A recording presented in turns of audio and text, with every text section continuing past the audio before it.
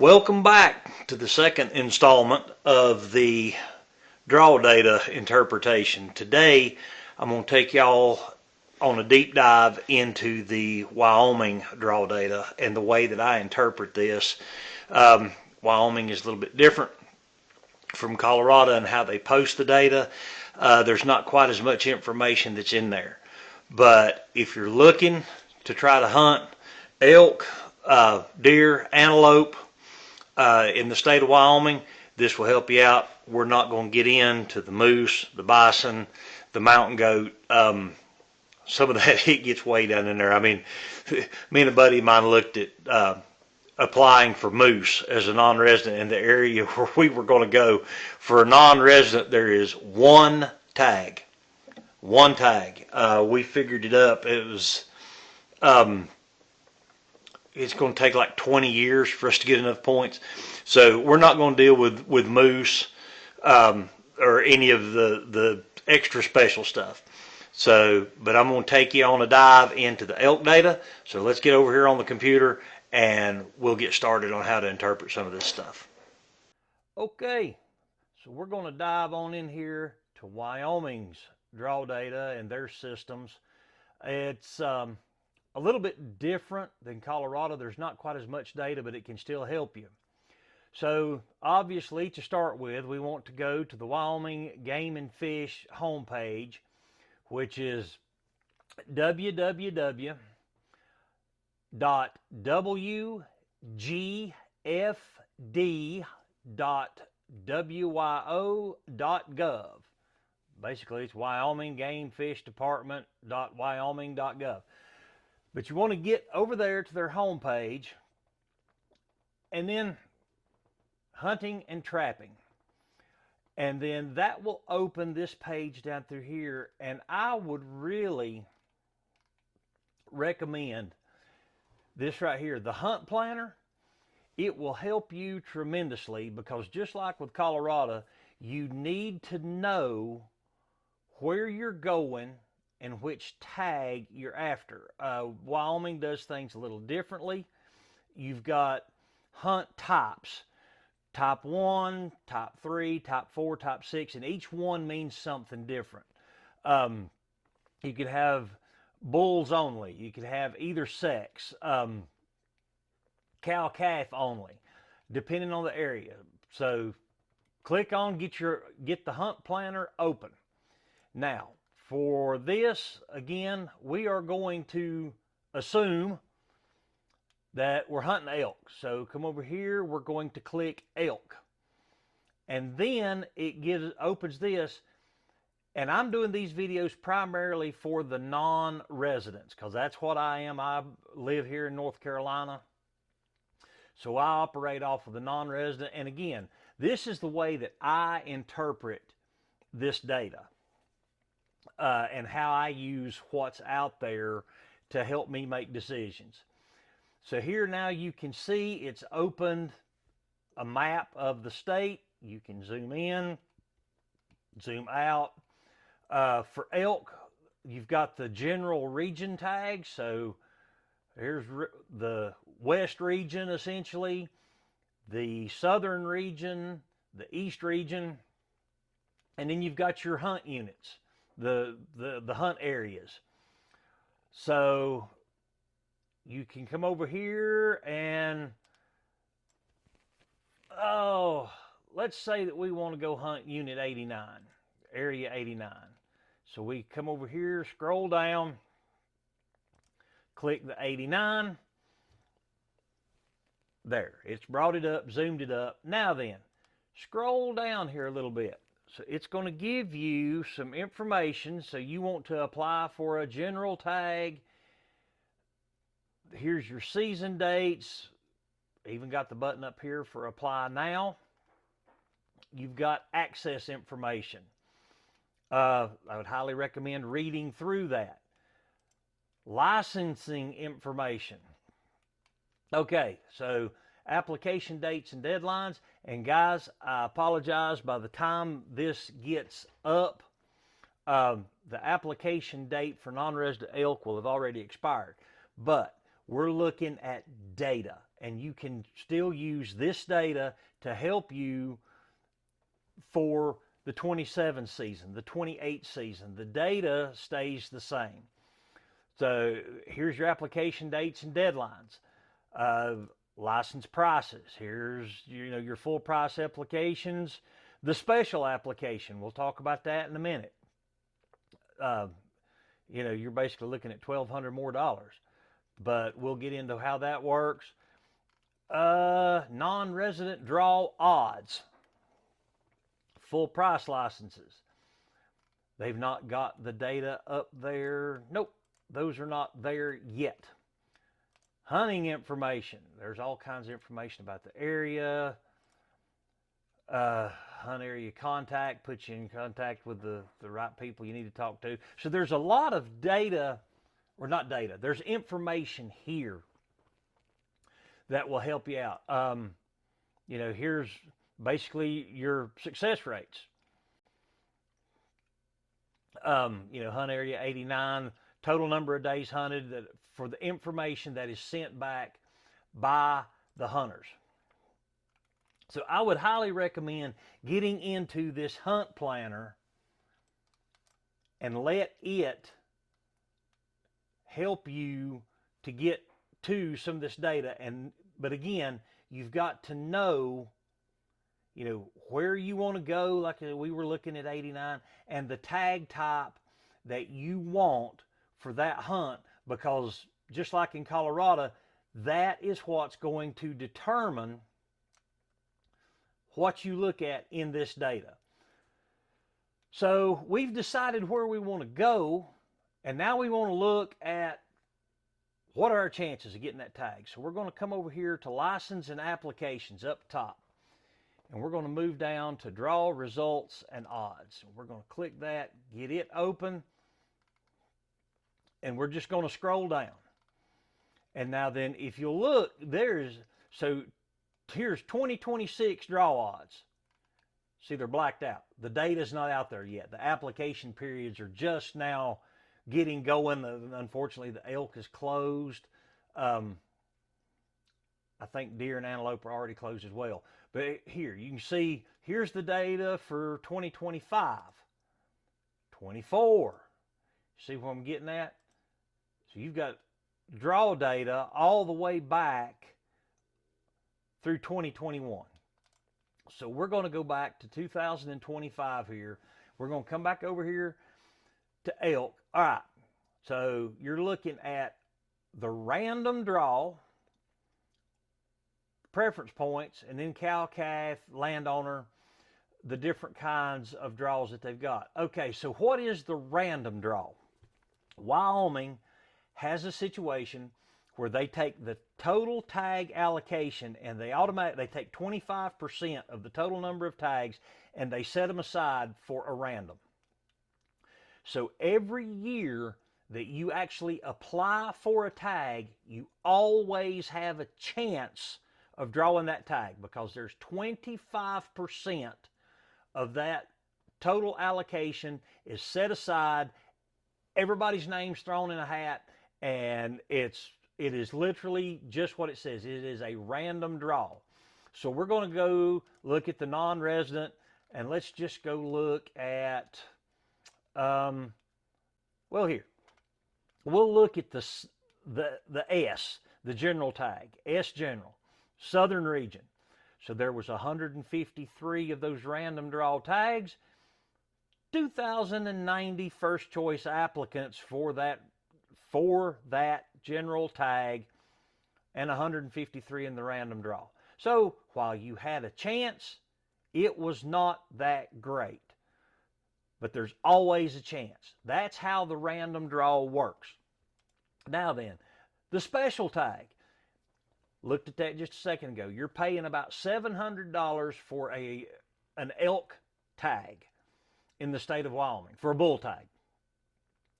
So that special tag, you're paying $1,900.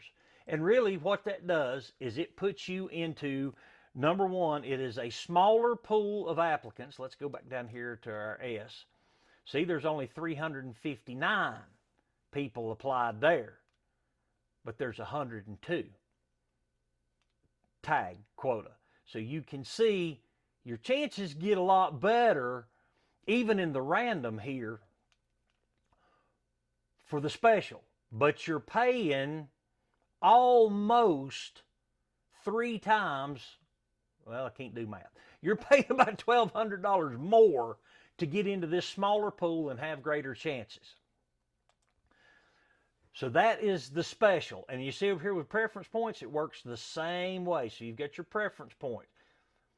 So let's get over here now and we'll dig in to the data. So let's, again, here we are. This is what I was telling you about.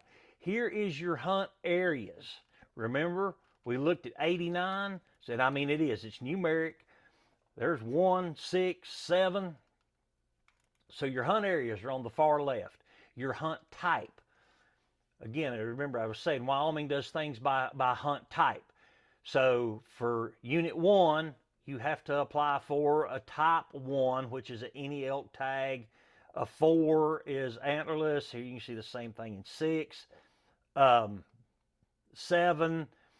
Now you've got a Type 2, So you need to know your area and the type tag that you want. So that will help you when you get into looking at all of this data. But we're going to go down here and we're just going to look at one that's kind of simple. We're going to come all the way down. Let's look at this. There's that region S, South region, your general tag. All right. It splits across 2 different screens. So here's your quota. 459 tags. And here's the number issued by preference points. So, first tag went to a guy with 15. And then the less than 15, 14, less than 14. So you're saying, well, how do you wind up with less than points? How do you wind up in the middle? If you apply as a group in Wyoming, let's say you've got 4 guys that are wanting to go hunt and you're wanting to go together. And the group application's a great thing because it does either everybody draws or nobody draws. So that way your group stays together. But you've got Bill who's got 5 points and Ted's got 6 points. Jim's got 7 points and John's got 12. Well, what they do is they take all that and then they average the group out. So that's how you can wind up with this mid-range. And the group application is drawn based off of the average of all members of that group's point total. That makes sense? So if you've got, I'm going to do some simple math. If you've got Bill with 1, Ted with 2, there's 3. And then you've got Jim with 3, you've got 6. And then you've got John with 4, now you've got 10. There's 10 total, but you're going to divide 10 by the 4, and you're going to wind up with 2.5. So you're going to be less than 3. I hope that makes sense to you. But the data reads out fairly similar to like Colorado. So if you're low in the points, the first thing you want to do, again, we're looking at this Region S General. Come all the way down here to the bottom and see where does it stop. So you had no tags left over at less than 5. Okay, if you've got less than 5 points, don't even bother applying for this tag, because if you know that you want to go elk hunting, you don't have a preference point chance of getting it. Now you've got that slim chance in that random, but if you were like me, where I used to work at, I had to schedule my vacation for 2026 the entire year. My entire year's worth of vacation had to be scheduled in mid to late November, maybe early December of 2025. So if I was planning an elk hunt, I had to know I was going to get that tag.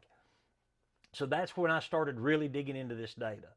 So if you want to know that you're going to get that tag, again, come down here to the bottom, less than 5, nobody got it. So if you got less than 5, forget it. Okay, So now then we're up here at 5. I hope y'all can see the mouse. So you had 108 quota, 109. So somewhere right here they've lost one tag. Okay, no big deal. But still, you had 367 first choice applicants. 29.43% success rate. So if I had 5 points, I'm probably not going to put in for that year. I'm going to wait until I get up here to 6, or my group is holding less than 6, 5.2, 5.7, 5.5, because now then you're at 100%. So now you can look at it and you can see that if you've got greater than 6 points, you're going to draw that Region S tag. That's how this data looks. The other thing that you can gain from this data is, so we were 29.43% successful with 109 tags issued of 367 applicants. Now then, so that tells you right there that you've got about 258 people that were shooting for this tag up here that didn't get it. So Wyoming is a little bit different. You do not get a preference point for applying and being unsuccessful. You apply, you either get your tag or you don't, and then if you don't get your tag, you have to go back into the system late in the summer and actually purchase a preference point. But it's a fairly safe bet. If these 367 guys and gals, excuse me ladies, had 5 points, they're probably knowing to buy their point. So they're going to come back, and that 258, again, 367 minus that 109, I'm hoping my math's correct. So that difference, 258, they are going to buy another point. And now then, they just moved up here to where there's going to be 258 people with 6 points. Or, there might be something with a group where they fall in right here. You've had your group of guys that's been buying points for 2 or 3 years, and now then all of a sudden, Jim's first cousin decides he wants to go, so he's going to start getting in on the draw game. So that's how to read the data for Wyoming. But again, and I'm not going to get down into the weeds on all this, but you need to know your hunt area, which is over here on the far left, your hunt type, which type tag you're after. Type 117 type 1, any elk. They're 117 type 3. So again, you've got to know your area, your tag type, and then you can get over here into this data and you can start pulling it down. So 117 type 1, any elk. Issued 1 point, or one tag out of 25, but it was awarded at 12 points. But if you had a full 7 points, your chances were pretty much horrible. 15.38. Less than 7, you ain't getting it. You got a shot, put in for the random, because remember, there's 25% always goes to that random draw. The other thing that I'll say right here is all of this data that you are looking at, Wyoming breaks it down for you. This is your non-resident data. This has nothing to, what the numbers that you see on this page have nothing to do with residents, nothing to do with the resident quotas or anything that's coming out of that. This is strictly non-resident, because they break that all down over here. Now, if you're a resident, let's see, random. Well, see, residents, there's completely different. But your non-resident preference points, there's, cow-calf, different type tags. So again, the data, where are we? Here we go. Know your hunt area, your hunt type, and then you can get into these numbers. I hope that helps y'all out some. All right. Well, I hope that helped y'all a little bit.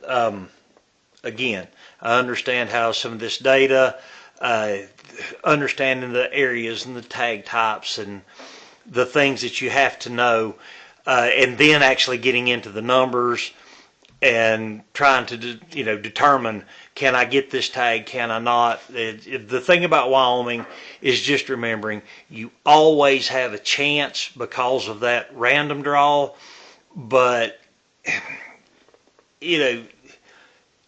vacation time and planning, that kind of stuff, especially like I had said, we had to schedule vacation so far in advance. We really, you had to know that you were going to get that tag. So I'm hoping that these dives into the data will help y'all out. If you've enjoyed the video, smash that like button for us. Go ahead and subscribe and stick around. We've still got 2 more of these. I may combine them into one video, but we've still got Iowa and Kansas that we're going to look at the data for some of the whitetail tags. So until then, we'll catch you on the next one.